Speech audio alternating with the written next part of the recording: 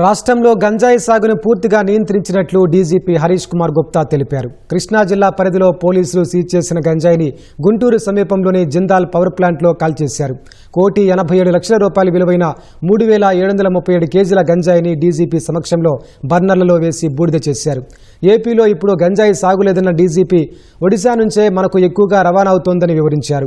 గంజాయి రవాణా ముఠాల్ని పట్టుకుని వాళ్ల ఆస్తులు సీజ్ చేస్తున్నామని తెలిపారు. ఈగల్ విభాగం ద్వారా అంతరాష్ట్ర గంజాయి రవాణా ముఠాలపై నిఘా పెట్టామని వివరించారు. మన ఈ ప్లాంట్ కి వచ్చి ఈ గాంజా డిస్ట్రక్షన్ కార్యక్రమంలో పాల్గొన్నాము. గవర్నమెంట్ ఒక కొత్త కార్యక్రమం స్టార్ట్ చేశారు. ఈ డ్రగ్స్ గాంజా మీద కంట్రోల్ ఎట్లా చేయాలా చాలా ఎక్సర్సైజ్ కూడా చేశారు.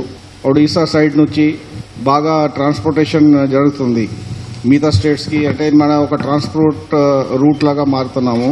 సో దానికి ఎట్లా కంట్రోల్ చేయాలా అది కూడా చూస్తున్నాము.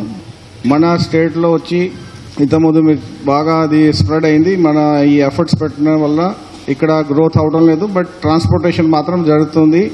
అట్లాగే ఇంతవరకు మనం దాదాపు ఒక 1 lakh kg వరకు గాంజా పట్టుకున్నాము. ఇప్పటి వరకు మనకు దాదాపు ఒక 70,000 వరకు మన డిస్ట్రక్షన్స్ కూడా చేశాము. ఎవరు ఈ గ్యాంగ్ మెంబర్స్ ఉన్నారో, ఎవరు ఈ ట్రేడింగ్ చేస్తున్నారు, వాళ్ళకి మనకి NDPS లో వాళ్ళ ప్రాపర్టీస్ కూడా అటాచ్ చేయొచ్చు. సో ఆల్రెడీ అది మనం స్టార్ట్ చేసాము. గవర్నమెంట్ సీజ్ చేస్తుంది. సో మీ అందరికీ వార్నింగ్ కూడా ఇస్తున్నాము. ఎవరెవరు ఈ కార్యక్రమంలో పాల్గొంటున్నారో ఈ డ్రగ్స్ నుంచి, ఈ గాంజా నుంచి మీరు దూరంగా ఉండండి.